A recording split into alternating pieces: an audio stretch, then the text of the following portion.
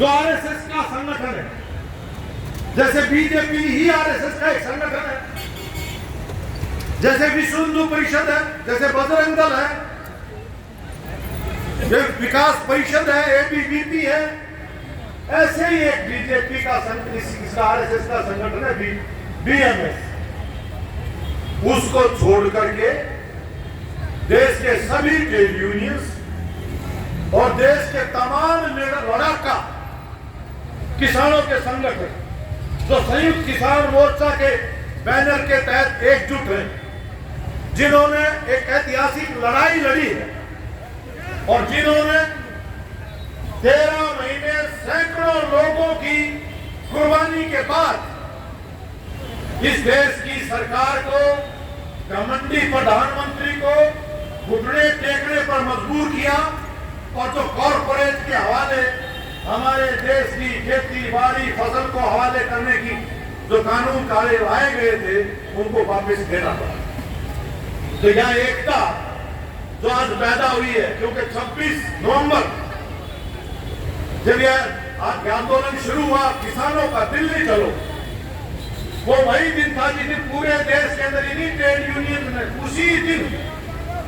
पूरे देश में हड़ताल की और उसके बाद से ये आह्वान किया गया कि लड़ाई सिर्फ किसानों की नहीं है, ये देश के तमाम नागरिकों की लड़ाई। अगर इस देश की संप्रभुता को, आत्मनिर्भरता को बचाना, तो सबको मिलकर के लड़ाई लड़नी पड़ेगी। और कंधे से कंधा मिला करके किसान आंदोलन के साथ, और वहीं से नारे उठे थे, किसान मजदूर एकता जिंदाबाद। यही आज एक देश का भविष्य तो बचा सकती है। जिस तरह से आज देश की सत्ता तो कायम हुई है, ये कॉर्पोरेट का और कॉम्युनल फिरका प्रस्तावों का गठजोड़ है। ये वही लोग हैं, याद करो आप, देश की जो सत्ता पर तो बैठे हैं, जब देश की आजादी परवान पर थी, शहीद आजम भगत सिंह जैसे लोग जब फांसियां चल रहे थे,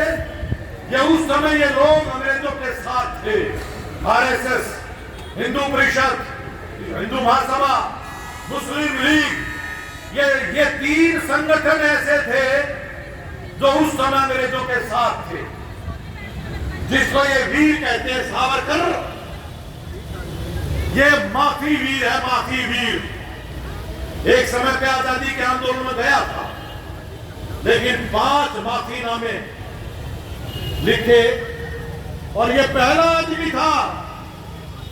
देश की आजादी की लड़ाई में अंग्रेजों की फूट डालो राजकरो की नीति को आगे बढ़ाने के लिए, जिसने पहली बार इस देश के बंटवारे का सिद्धांत दिया, धर्म के आधार के ऊपर 2 राष्ट्र का सिद्धांत।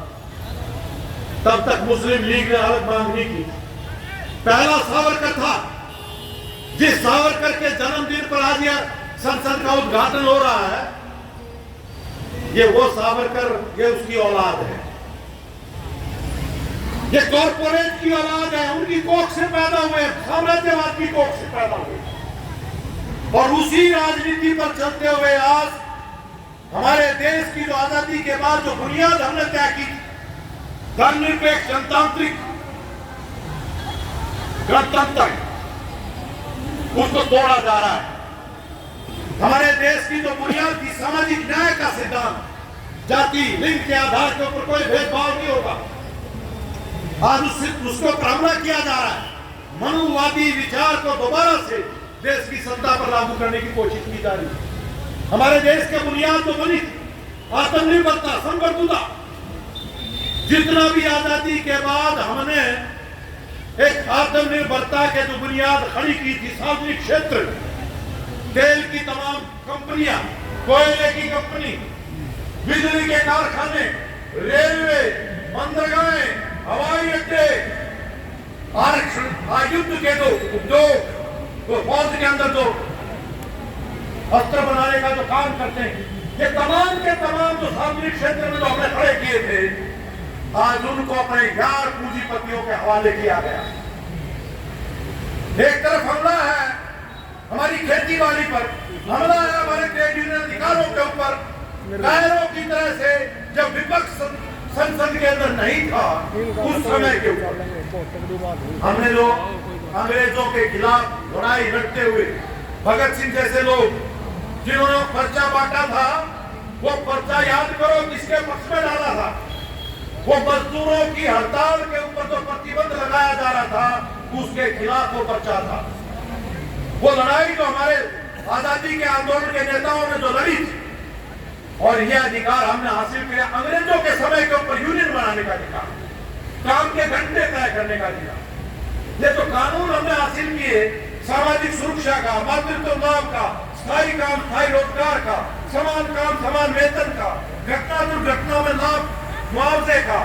स्वास्थ्य का, ये तमाम के तमाम जो आजादी के बाद हमने हासिल किए, आज उन सब को खत्म किस लिए किया गया, किसके हित में किया गया, किसके लिए सरकार काम कर रही है? मजदूरों के लिए तो हमने